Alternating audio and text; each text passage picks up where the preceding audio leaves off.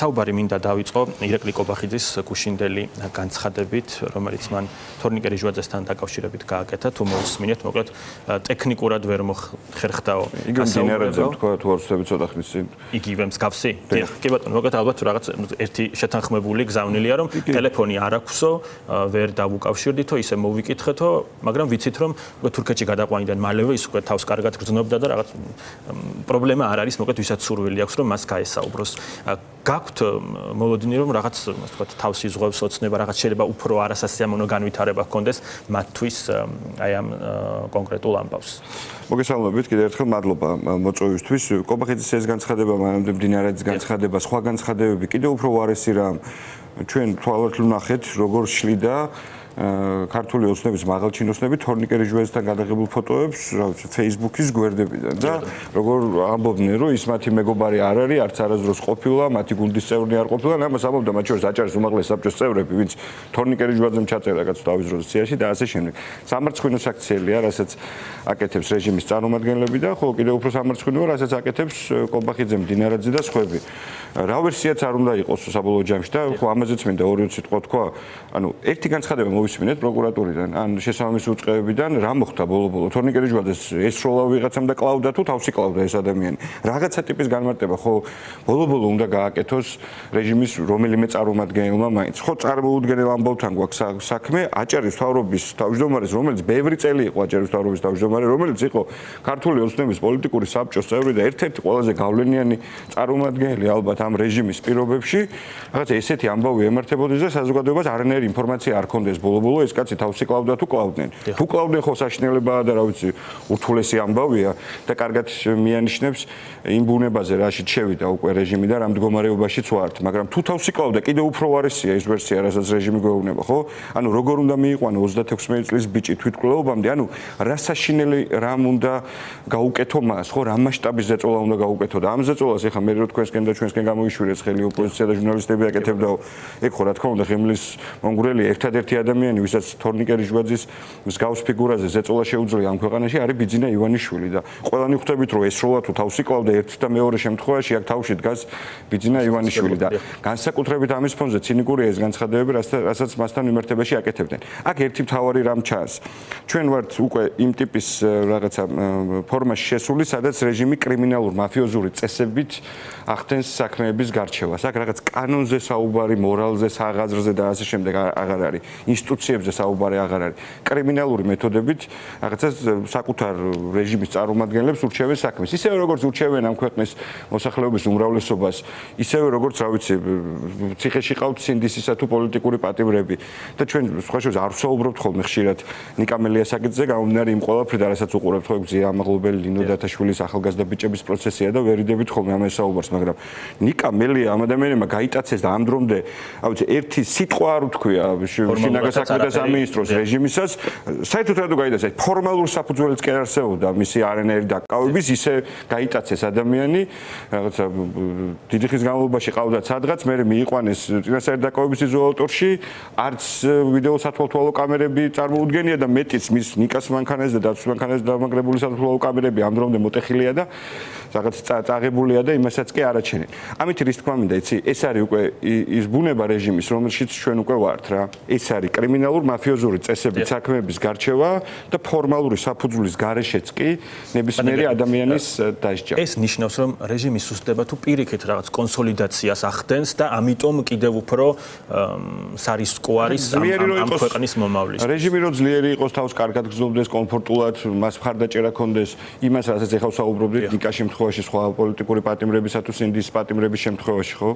იმას რასაც საკუთარი გუნდის წევრებს უკეთებენ, მათ შორის რაც კვლეობაზე აქვს, თუ კვლეობის თველობაზეა ხო საუბარი. ამას ხო რეჟიმი არ ჩაიდენდა, ეს ხო ნიშნავს იმას, რომ რეჟიმი მართლა ბოლომდე არის მორყეული და მის ჩამოშლას უბრალოდ სწორი ორგანიზება და რამოდენიმე სწორი ამბავი ჭირდება გარედან საერთაშორისო მხარდაჭერა და სწორად ორგანიზებული და ქვეყნის შიგნით ძლიერი წინააღმდეგობა და მოსახლეობის კიდე იმ ნაწილისთვისაც, ვისაც ჯერ კიდე რაღაცა იმედი აქვს და ფიქრობს, რომ იქნება რეჟიმმა რაღაცა თავისი მოქმედების წესების შეცვალოს და უკეთესი გახდეს, იმ ხალხსაც უნდა ვაჩვენოთ რეალური ალტერნატივა. რა ხდება ბიძინა ივანიშვილის შემდეგ? შემდეგ. მხოლოდ ის რომ სასამართლო იქნება თავისუფალი, რაღაცა კოალიციური მთავრობა გვეყოლება, რაღაცა ეს სიტყვები როგორც ჩანს არ არის საკმარისი და ამაზე ბევრად უფრო მეტი არის სასაუბრო. ეხლა ადგილობრივი თვითმმართველობის არჩევნებზე საუბრობთ თქვენ ჩემს წინასწარმეტთან და ორი სიტყვით ამასაც გამოეხმაურები და ჩემს ასაც გეტყვით ზოგადად ამ ქვეყანაში ადგილობრივ თვითმმართველობაზე. ჯერთი სიტყვას ფასი მართლა უნდა დაუბრუნდეს ქართულ პოლიტიკაში, ესე არ შეიძლება. ჩვენ შევეჩვიეთ, რომ რეჟიმის წარმომადგენლები არიან მატყუარები. ბიძინა ივანიშვილი არის ყველაზე დიდი მატყუარა და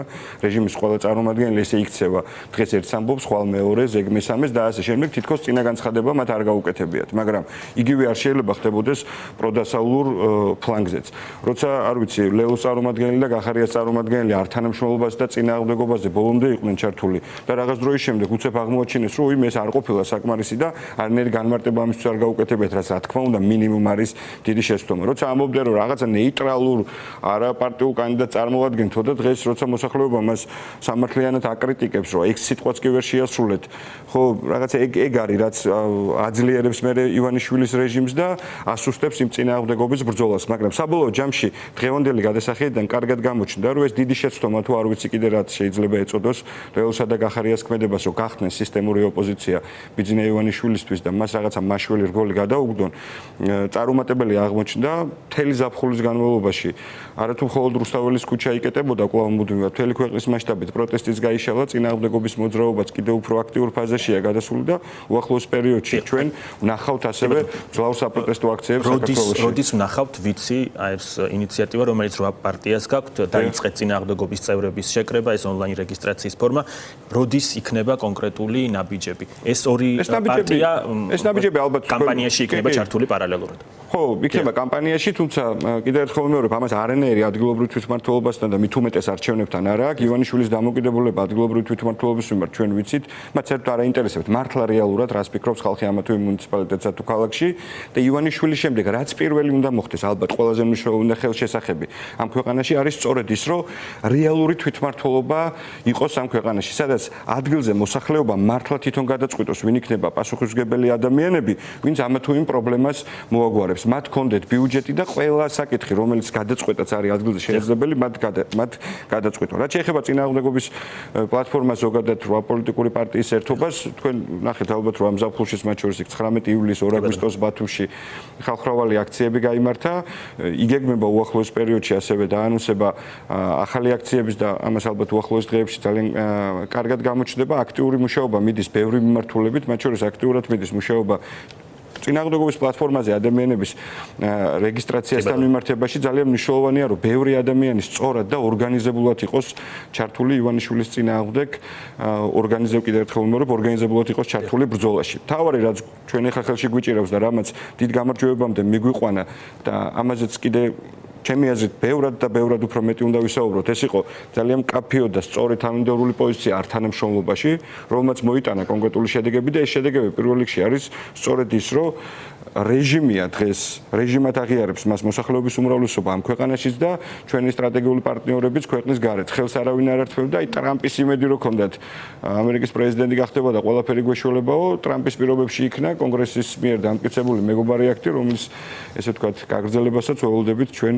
უკვე სექტემბრიდან, ასევე სანქციები, რომელიც ივანიშვილის მიმართ აქტიურად მიდის და დღევანდელი განცხადება ევროპის საბჭოს საპარლამენტო ასამბლეიდან გარიცხვასთან დაკავშირებით, ხო? კარგად უნდა გავაცნობიეროთ, რა მასშტაბის ზიანის მოტანა შეუძლია უკვე ამას ამ ქვეყნისთვის და პირველ რიგში ეს უნდა გააცნობიეროს იმ ხალხმა, ვიზეც ჯერ კიდე დგას რეჟიმი. საბოლოო ჯამში ივანიშვილი ჩვენ რას გვეუბნება, რომ ევროპა დასავლეთი არის რაღაცა ომის საფრთხე და მოკეთ წყნარად და მშვიდად უნდა ვიყოთ. არა და ხო ყველაფერი საერთოდ პირიქითაა. დღეს ხო განსაკუთრებით მას შემდეგ, რაც ამერიკის ადმინისტრაცია გააქტიურდა ჩვენს რეგიონში. ეს ხო ძალიან ნათლად მიუთითებს, რომ თუკი სადმე ხა არის დაცულობა, არის მჭიდრო კონტაქტი სტრატეგიულ პარტნიორ ამერიკის შეერთებულ შტატებთან და ჩვენი ინტეგრაცია ევროპის კავშირთან. სხვა ნებისმიერ შემთხვევაში ჩვენ მუდმივად ვიქნებით იმ შიშის ქვეშ, თუ ჩვენ არ გვეყოლება სტრატეგიული პარტნიორები ევროკავშირისა ეროვნულისა და ამერიკის შეერთებული შტატების სახით სულ ვიქნებით მუდმივად იმ შიშის ქვეშ, რომ რუსეთი გაგვიკეთებს იმას, რასაც გვიკეთებს უკვე საუკუნეების განმავლობაში დიდხნიანი ისტორიის მანძილზე. ხო, გაგვიკეთებს იგივეს, რაც გაგვიკეთა აფხაზეთში დახოცა ქალები, ბავშვები, რა ვიცი, კაცები, რაც გაგვიკეთა სამაჩაბლოში. ნებისმიერ წამს გვექნება ჩვენ ამის მოლოდინი და ვერ განვითარდებით. ერთადერთი გადარჩენა ამ ქვეყნის და მართლა გრძელვადიანად მშვიდად ყოფნა არის სტრატეგიულ პარტნიორებთან ახლო ურთიერთობა, ამერიკასთან ურთიერთობის ახალ დონეზე აყვანა ბუნებრივია და ევროპულ კავშირში ჩვენ ინტეგრაცია, რომელსაც ერთადერთი კაცი ბიძინა ივანიშვილი აჩერებს. პარტნიორების მხრიდან შესაძლო ნაბიჯებზე მოახდინა თუ არა გავლენა თუნდაც ორი პოლიტიკური პარტიის გადაწყვეტილებამ, რომ მიიღონ მონაწილეობა თვითმმართველობის არჩევნებში. მე დიდი იმედი მაქვს, რომ ესე არ იქნება, თუმცა ამის რისკები დასაწყისში არსებობდა, მათ შორის არსებობდა რისკები იმისა, რომ პროტესტი რუსთაველზე და საქართველოს სხვა ქალაქებში შესაძლოა ყოფილიყო უფრო დაბალი, ესე ვთქვათ, ინტენსივობის, მაგრამ ნახეთ, რომ ყველაფერი მოხდა პირიქით, განსაკუთრებით რვა პოლიტიკური პარტიის ერთობლივმა ქმედებებმა, კიდევ უფრო განსაკუთრებით სამოქალაქო აქტივისტების ზოგადად ქართველი ხალხის უფრო მეტად გააქტიურებამ, მათ შორის ზაფხულში ყველას კარგად აჩვენა, რომ თბილისი ალბათ ანახულოს მაინც არის დაცლი ხალხი გასულია ქალაქიდან, ოღონდ ეს არ ეთყობა რუსთაველს. რუსთაველი ყოველდღიურად იკეტება, იქ უამრავი ადამიანი მიდის, ისევე როგორც საქართველოს სხვა ქალაქებში იმართება საპროტესტო აქციები და საპროტესტო აქციები, რა თქმა უნდა, ახალ მასშტაბში გადავა უკვე შემოდგომის დასაწყისიდანვე. კეთილი. ძალიან დიდი მადლობა კოალიცია ცვლილებისთვის. ლიდერი გიორგი კირთაძე პასუხობდა